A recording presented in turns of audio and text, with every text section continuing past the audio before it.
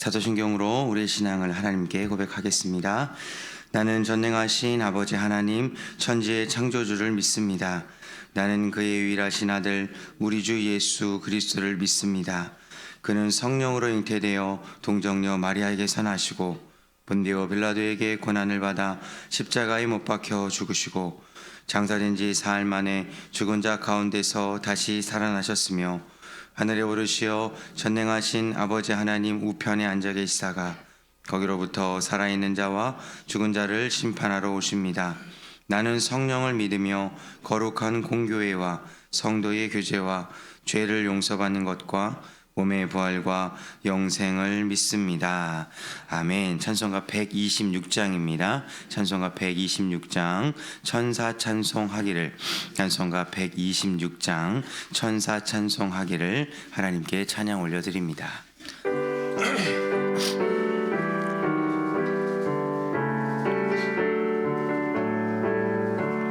천사 찬송하기를 거룩하신 그 주께 영광 돌려보내세 구주 오늘 나셨네. 크고 작은 나라를 기뻐하다 바여라. 영광 받을 왕의 왕 베들레헴 나신 주 영광 받을 왕의 왕 베들레헴 나신 주 오늘 나신 예수는 하늘에서 내려서 너녀 몸에 나셔서 사람 몸을 입었네. 세상 모든 사람들 영원하신 주님께 영광 돌려보내며 높이 찬양하여라. 영광 돌려보내며 높이 찬양하여라. 의로우신 예수는 평화의 왕이시고 세상 빛이 되시며 우리 생명 되시네. 죄인들을 불러서 거듭나게 하시고 영생하게 하시니 왕께 찬양하여라. 영생하게 하시니 왕께 찬양하여라. 아멘. 오늘 우리에게 주시는 하나님의 말씀은 누가복음 2장 1절에서 14절까지 말씀입니다. 오늘 우리에게 주시는 하나님의 말씀은 누가복음 2장 1절에서 14절까지 말씀입니다. 저와 여러분이 한 절씩 교독하고 마지막 14절은 함께 읽도록 하겠습니다. 누가복음 2장 1절에서 14절까지 말씀입니다. 그때에 가이사 아구스토가 영을 내려 천하로 다 호적하라 하였으니 이 호적은 구레뇨가 수리아 총독이 되었을 때에 처음 한 것이라. 모든 사람이 호적하러 각각 고향으로 돌아가매 요셉도 다윗의 집 족속이므로 갈릴리 나사렛 동네에서 유대를 향하여 베들레헴이라는 다윗의 동네로 그 약혼한 마리아와 함께 호적하러 올라가니 마리아가 이미 잉태하였더라. 거기 있을 그때에 해산할 날이 차서 첫 아들을 낳아 강보로 쌓아 구유에 뉘었으니 이는 여관에 있을 곳이 없음이러라. 그 지역의 목자들이 밤에 밖에서 자기 양떼를 지키더니 주의 사자가 곁에 서고 주의 영광이 그들을 두루 비추매 크게 무서워하는지라. 천사가 이르되 무서워하지 말라. 보라, 내가 온 백성에게 미칠 큰 기쁨의 좋은 소식을 너희에게 전하노라. 오늘 다윗의 동네에 너희를 위하여 구주가 나셨으니 곧 그리스도 주시니라. 너희가 가서 강보에 쌓여 구유에 누워 있는 아기를 보리니 이것이 너희에게 표적이니라 하더니 호련히 수많은 천군이 그 천사와 함께 하나님을 찬송하여 이르되 함께 읽겠습니다. 지극히 높은 곳에서는 하나님께 영광이요 땅에서는 하나님이 기뻐하신 사람들 중에 평화로다 하니라. 아멘. 기도하겠습니다. 좋으신 아버지 하나님, 은혜를 감사합니다. 지난 간밤에도 저희들을 주님 품 안에서 편히 쉬게 해주시고 또 이 새벽에도 저희들을 주 앞에 불러주심을 감사합니다. 오늘도 저희들에게 새날 주시고 또 생명 주시고 건강 주셨는데 이 한날도 주님과 더불어 동행하게 하시고 주를 기쁘시게 하는 한날 되게 하여 주옵소서. 이 새벽에도 주님께 예물을 드립니다. 11조 성교 구제 장하 그리고 감사와 1,000번제 또 연탄 감사헌금 드립니다. 하느님 아버지, 믿음으로 또 순종으로 감사함을 드리는 예물을 주님이 기뻐 받으시고 약속하신 하늘의 복과 땅의 복으로 충만하게 채워 주옵소서. 주의 은혜로 종의 가정들을 형통케 해주시며 그 자녀들을 축복하여 주옵소서. 예수님의 이름으로 축복하며 기도하옵나이다. 아멘. 이 새벽에도 주의 은혜와 축복이 함께 하시기를 축원합니다. 네.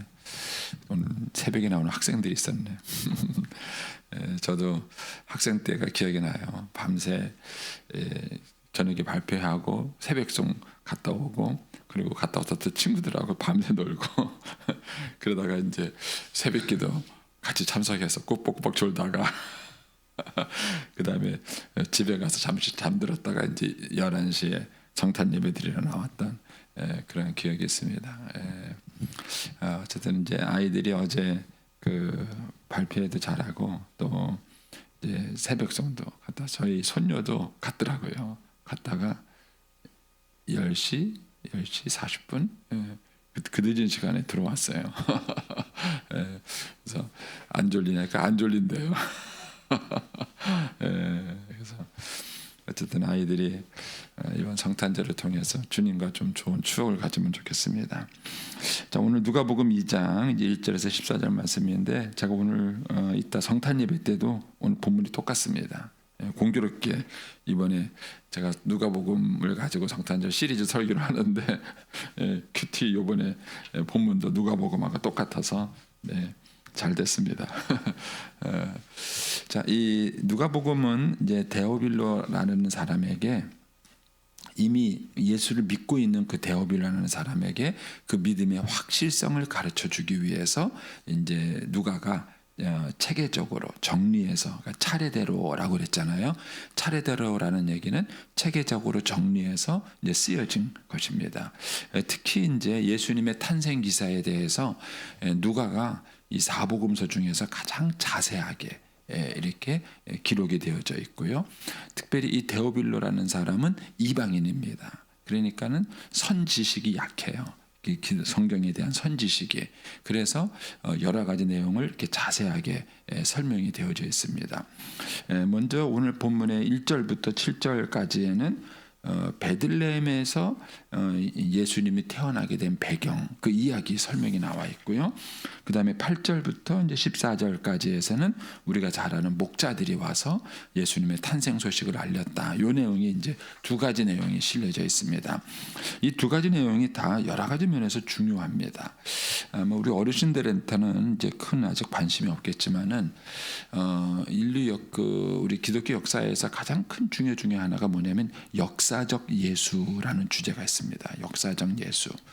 그러니까는 예수가 역사적 인물인가 신화적 인물인가? 여러분 당구는 역사적 인물인가요? 신화입니다. 신화. 역사가 아니에요. 당군에 대한 역사적 근거가 한 개도 없어요. 삼국유사라는 책에 쓰여졌는데 그 이련이라는 스님이 쓴 거죠. 그러나 그것은 역사적 가치가 있는 책이 아니에요. 그런데 우리가 예수 그리스도를 우리의 신앙의 대상으로 섬기다 보니까 많은 이 세상에 있는 일반 종교의 신들과 헷갈리는 거예요. 사람들이 헷갈려가지고 마치 예수님도 그런 허접한 신하고 똑같은 것처럼 혼돈을 합니다. 그래서 이제 예수 그리스도는 인간이 만들어낸 신이 아니라 실제 역사 속에 존재했던 역사적 예수라는 사실이 굉장히 중요한 것입니다. 근데 이제 이게 뭐 일반인들한테는 별로 크게 갈등 사항이 없는데 이렇게 기독교 신앙을 공박하는 많은 논리 중에 하나가 이 부분이 있어요. 그래서 오늘 본문의 사건은 일부러 예수 그리스도가 역사적 인물이라는 것을 소개하기 위해서 역사적 시간을 제시하고 있는 것입니다. 그래서 거기에 보면은 그때의 가이사 아우구스도가 이런 얘기를 하죠. 이 가이사 아우구스도는 그 옥타비아누스로 알려진 로마의 황제입니다. 그래서 이제 이 권력을 잡고 오랫동안 잡았던 인물이에요. 그 사람이 통치하던 시대에 예수님이 태어났다라는 역사적 명시를 명확하게 해주는 것입니다. 그리고 이제 2절에 가면은 구레네오가 수리아 총독이 되었을 때에 태어났다. 이 역사적 시간을 명확하게 얘기를 해주고 있는 것입니다. 그래서 저와 여러분의 신앙은 어떤 만들어낸 신이 아니라 역사적 사건에 기초한 거예요. 그래서 구약 성경에 나오는 출애굽기 이 커다란 사건도 역사적 사건에 기초해서 신앙생활을 하고 있는 것입니다. 이런 것들이 우리의 신앙의 근거가 된다는 것을 좀 이렇게 명확하게 좀 여러분들이 아실 필요성이 좀 있습니다. 그래서 또 한 가지의 이 기사가 중요한 이유는 예수님을 보통 우리가 나사렛 예수 이렇게 그 입에 붙어 있지 않습니까? 성경에도 그렇게 부르는데 그것은 예수님이 나사렛에서 태어난 게 아니라 자라셨기 때문이고, 그 다음에 그 당시 사람들이 예수님을 경멸하기 위해서 불렀던 것이 나사렛 예수입니다. 제가 이제 신학대학을 딱 갔는데 신학대학은 전국구잖아요. 그러니까 전국에서 올라와요. 저는 그때 사투리가 있다는 것을 신학대학 가서 알았어요. 갔더니까요, 뭐 전라도에서 오네, 경상도에서 오네, 뭐 말이 웃긴 거예요. 막 그래갖고 막 애들이 막 말을 따라하기도 하고 막 약 올리기도 하고 막 그게 있는데, 그러면서 이제 막 놀리고, 아유 저 촌놈 저거 뭐 촌놈 여기 서울 와서 뭐 구경했냐 막 이제 이렇게 장난치기도 하고 막 그런 적이 있었는데, 이 예수님을 나사렛 예수라고 하는 것은 예수님을 비하시키는 표현이에요. 사실은 나사렛은 굉장히 촌동네입니다. 유다에서 촌동네이고 잘 알려지지 않은 그런 곳입니다. 그런데 그 예수님이 어떻게 구세주가 될 수 있겠느냐는 거예요. 그래서 나다나엘이라는 사람도 이제 예수님에 대한 소개를 했을 때 나사렛에서 무슨 선한 것이 나겠느냐 이런 표현을 했던 이유가 그런 것입니다. 그런데 이스라엘 백성들은 오랫동안 하나님이 약속하신 메시아가 다윗의 후손으로서 베들레헴에서 태어날 거라는 그런 믿음을 가지고 있었습니다. 미가서에 보면은 미가 선지자가 하나님의 아들이 그 베들레헴에서 태어날 것을 이미 예언하고 있는 거예요. 그러니까는 예수님은 나사렛 사람인데 어떻게 베들레헴에서 구세주가 오는데 이게 맞느냐라는 거예요. 그거를 설명해 주는 것이 오늘 본문의 사건이에요. 예수님이 왜 나사렛에서 컸는데 태어나기는 베들레헴에서 태어나느냐는 거예요. 그게 호적 사건인 거예요. 여기서 말하는 이제 호적은 인두세를 얘기합니다. 어느 나라든지 간에 나라를 운영하려면 돈이 있어야 되잖아요. 돈. 근데 그 돈을 가장 건강하게 걷는 방법이 세금이에요. 세금이 아니면 약탈이에요. 갖고 힘으로 뺏는 거죠. 물론 세금도 약간 힘으로 뺏는 그런 것들이 있지만 어쨌든 그 세금 제도가 건강한 것이 나라를 건강하게 만드는 거죠. 어느 나라든지 간에 그 세금을 건강하게 걷어들이는 것을 만들기 위해서 굉장히 노력을 많이 하지요. 그래서 이 당시에 세금 거두기 제일 좋은 게 인두세예요. 1인당 얼마. 이게 제일 거두기 좋은 거예요. 뭐 재산이 얼마인지 알겠습니까? 뭐 물건을 팔고 사고 한 게 얼마인지 알겠습니까? 요즘도 그걸 파악하는 게 쉽지 않은데 예전같이 그런 것들이 어려운 시대가 얼마나 어렵겠어요. 그러니까 제일 좋은 게 인두세예요. 1인당 얼마 이렇게 해서 세금을 거두는 것이죠. 그래서 이 가이사 아우구스도가 호적 조사를 하라 그런 겁니다. 호적 조사라는 얘기는 결국 인구 조사예요. 인구 조사가 나오면은 그걸 바탕으로 해서 이제 세금을 거두겠다는 것이죠. 그런 목적으로 이 가이사 아우구스도가 이제 호적을 이제 명했는데 그 호적 신고하러 나사렛에서 살던 이 다윗 그 요셉과 마리아가 이 요셉의 고향이 베들레헴이거든요. 다윗의 후손입니다. 그러니까는 거기 갔다가 거기서 애를 낳은 거예요. 그래서 하나님의 예언이 성취되는 사건이 여기서 있게 되는 것입니다. 이제 그런 배경들이 이 말씀 속에 이제 담겨져 있습니다. 이 말씀을 보면서 이제 우리가 신앙적으로 요거는 역사적 사건이고요. 이 역사적 사건 속에 담겨진 하나님의 마음, 하나님의 계시는 뭐냐? 이것이 이제 우리가 신앙적으로 받아들이는 부분인데, 그것은 뭐냐면은 약속을 성취하시는 하나님에 대한 거예요. 하나님은 오랫동안 당신의 구세주를 다윗의 후손 가운데 태어나게 하겠다. 그리고 그 다윗의 후손 가운데 메시아가 있겠다. 베들레헴에서 태어날 것이다. 이거를 오래전에 계획하신 거예요. 계획하셔서 얘기하신 거예요. 그리고 하나님께서 계획하고 얘기하신 것을 반드시 지키는 겁니다. 그리고 그걸 지키기 위해서 여기 보면은 로마의 황제를 움직이는 거예요. 이 가이사 아구스토는 자기 정권을 위해서 세금 조사를 했는지 모르겠지만 하나님 편에서 봤을 때에는 하나님의 뜻을 이루기 위해서 세금 조사를 실시한, 호적 조사를 실시한 것입니다. 이분이 하나님이십니다. 그래서 저는 하나님이 이 역사를 주관하시는 분이라는 믿음을 가지셔야 돼요. 지금 이제 우리나라 정치가 막 혼란스럽잖아요. 근데 저는 아쉬운 게 그 정치인들 가운데 분명히 신자들이 있어요. 예수 믿는 사람들이 있습니다. 그런데 그분들이 뭘 할 때 보면은 정말 하나님 믿는 사람인가? 이런 갈등이 생겨요. 정말 하나님 믿는 사람인가? 그러니까 가짜들이 많은 것 같아요. 제가 볼 때는. 맞죠? 그러면 진짜는 인간의 노력과 방편으로 되지 않습니다. 저도 이 사실을 믿기 전에는요, 목회하다 보니까 이게 힘들게 하는 사람이 있어요. 그러면은 그 사람과 싸우게 돼요. 자꾸 그 사람과 싸우게 되고 사람과 갈등을 일으키는 거예요. 근데 그거는 그 사람이 내 목회를 방해한다고 생각하기 때문에 그러는 거예요. 그 사람이 내 앞길을 막는다고 생각하니까 자꾸 그 사람과 갈등을 일으키는 거예요. 그런데 하나님의 그분을 주관하신다는 믿음을 못 갖는 거예요. 뭐 예를 들어서 뭐 오늘 밤이라도 김정은이 아니 뭐 제일 좋은 얘기 그거잖아요. 옛날에 김대중 대통령 아니 김영삼 대통령 시절이거나 김영삼 대통령 시절에 김일성하고 사실은 만날 약속이 있었대요. 비하인드 스토리에 보면은 대면할 약속이 있는데 김일성이 죽어버린 거예요. 그래가지고 김영삼 대통령이 그 김일성을 만나는 영광을 못 누린 거죠. 이 역사가 흘러서 이제 김대중 대통령이 이제 그 아들인 하고 이제 정상회담을 하는 이런 일이 벌어졌잖아요. 그래서 역사라는 그 순간에서 하나님이 개입하시면 달라지는 거예요. 그래서 어느 날 하나님이 저한테 그걸 깨닫게 해주시더라고요. 만약에 그 사람이 너가 정말 어렵고 힘든 사람이고 하나님의 뜻에 방해되는 사람이라면 하나님이 오늘 밤이라도 그 영혼을 불러 가신다. 그러면 뭐 아무것도 아니에요. 그 사람하고 씨름하고 싸우고 뭐 그런 것도 아무것도 아닌 거예요. 근데 그 미워할 이유도 없고 싸울 이유도 없는 거예요.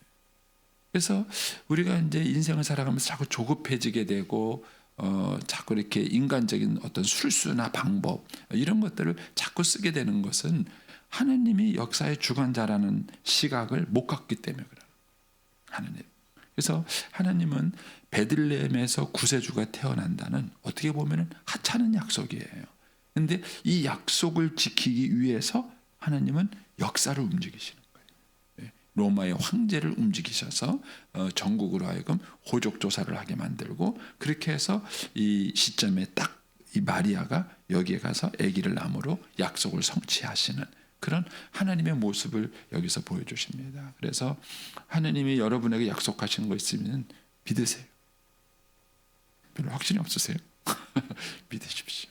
믿으세요. 그래서 하나님이 언약하신 것 반드시 하나님은 지키시고 성취하십니다. 우리의 생각과 좀 다를 뿐이에요. 방법도 다르고 시간도 다르고 일하시는 것도 달라요. 그것이 우리를 때로는 당황하게 만들고 초조하게 만들지만은 그러나 하나님은 가장 정확한 때에 하나님에게 약속하시는 것을 이루시고 성취하시는 분이시다. 이것을 이 사건 속에서 이제 우리가 배우게 되는 것이죠. 자, 그 다음에 이제 8절에서 14절은 목자들이 와서 이제 예수님의 탄생 소식을 알립니다. 근데 이제 이 여기는 이제 14절까지인데 이제 20절까지를 봐야 조금 더 이제 이 정확한 문맥을 좀 보게 되는데, 이 사건이 중요한 이유가 있습니다. 이 사건이 중요한 것은 사실 목자들보다는 마리아에게 더 중요한 것입니다. 마리아 이 사건은.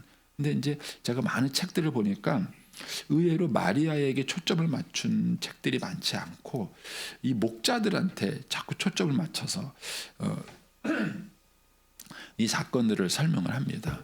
물론 이제 목자들에게도 큰 의미가 있죠. 예수님의 탄생 소식을 천사를 통해서 알려준 것이 큰 의미가 있습니다.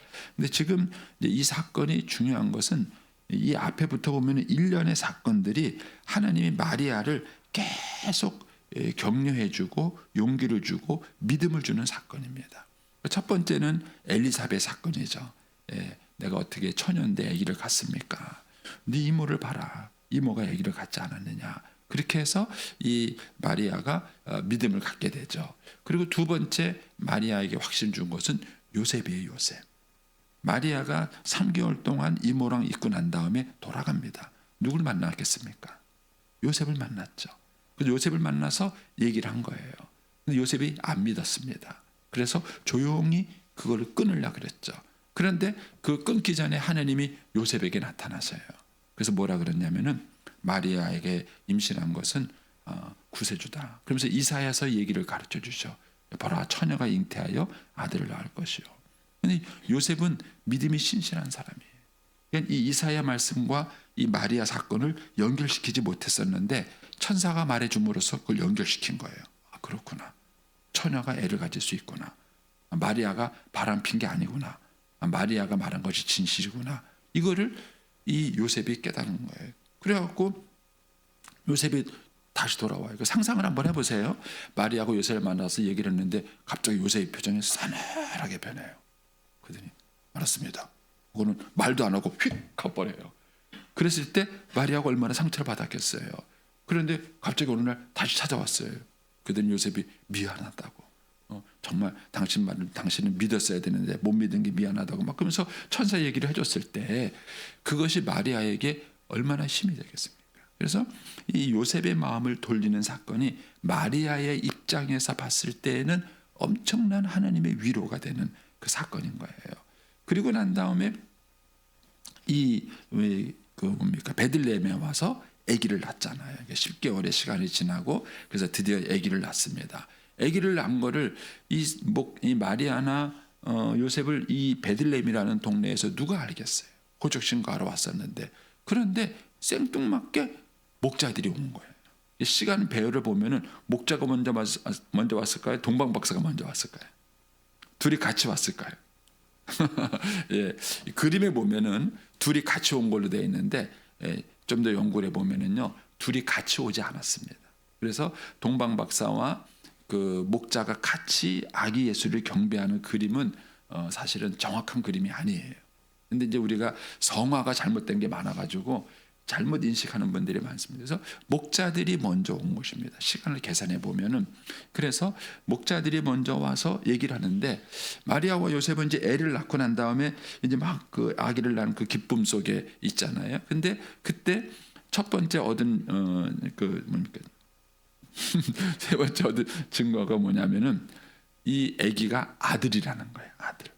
그렇죠? 그 당시에는 이렇게 스캔하는 기술이 없으니까 애가 나봐야 알잖아요. 근데 내가 아들을 낳으니 그 이름을 예수라 하라 그러셨잖아요. 그러니까는 이들이 아이가 낳았단 말이야. 딸이 나면 어떻게 되는 거예요?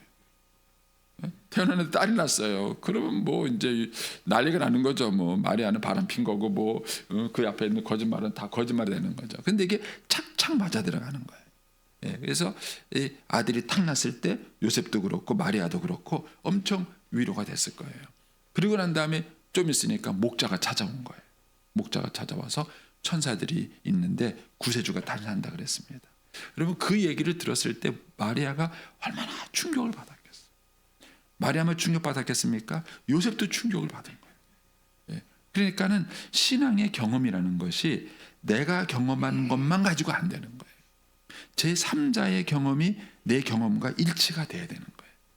그러니까는 지금은 여기까지 오는 동안에는 마리아와 요셉만의 경험이었어요. 마리아와 요셉만의 경험이었는데 이것이 목자가 와서 얘기를 해주므로 제3자의 경험이 합해지는 거예요. 정말 그래요? 그런 거예요. 그는 이 목자들이 와서 자기가 천사들이 만났고 천사들의 음성을 들었다는 이 얘기는 마리아와 요셉의 입장에서는 엄청난 믿음의 격려와 용기가 되는 거죠. 그러니까 저와 여러분의 믿음이 바르게 가고 있다면은 하나님은 반드시 제3자를 통한 믿음의 확인과 증거를 주세요. 이것이 신앙이에요. 건강한 신앙의 모습은 반드시 그렇게 가게 돼 있어요. 그리고 난 다음에 어떤 일이 벌어집니까? 동방박사가 와요. 이건 더 충격이죠. 동방으로부터 그 먼 나라부터 사람들이 이 아기 예수의 사건을 알고 이분들이 와서 자기들에게 경배했다. 이 사건은 마리아와 요셉으로 하여금 계속해서 하나님의 은혜와 증거를 경험하고 체험하고 확신하게 만드는 하나님의 사인들이, 이런 것들이 축적이 됐기 때문에 마리아와 요셉이 평생을 아기 예수를 위해서 산 겁니다. 자기 인생을 다 바친 거예요. 이 부분은 또 여러분들이 한번 묵상을 해보세요. 이제 오늘 새벽은 여기까지만 제가 하겠습니다. 그래서 여러분들이 이 부분을 가만히 묵상해 보시면 하나님은 저와 여러분들이 그 사명을 주실 때에 그 사명을 감당할 수 있는 믿음과 확신을 주세요. 그리고 그 사명이 크고 어려울수록 하나님은 더 깊은 믿음의 체험과 확신을 주십니다. 왜냐하면 그게 있어야 십자가를 감당할 수 있어요. 이후에 마리아와 요셉은 이 아기 예수를 키우기 위해서 엄청난 대가를 지불합니다. 그리고 많은 고생을 해요. 그런데 그런 것들을 그들이 다 감당할 수 있었던 것은 하나님께서 그들에게 증거와 확신과 은혜를 주었기 때문에 감당한 것입니다. 오늘도 마찬가지입니다. 주님은 저와 여러분들이 우리가 믿을 수 있도록 하나님이 때로는 목자를 보내주시고, 믿을 수 있도록 하나님이 동방박사를 보내주시고, 그렇게 해서 저와 여러분이 맹목적 믿음이 아니라 분명한 믿음을 가지고 살아갈 수 있도록 하나님이 우리를 도우시고 역사하십니다. 여러분들이 이 성탄에 그 믿음이 피상적이 아니라 추상적이 아니라 그 삶 속에서 정말 구체적으로 경험하고 체험하는 그런 신앙의 확증을 가지고 살아갈 수 있게 되기를 축복합니다. 기도하겠습니다.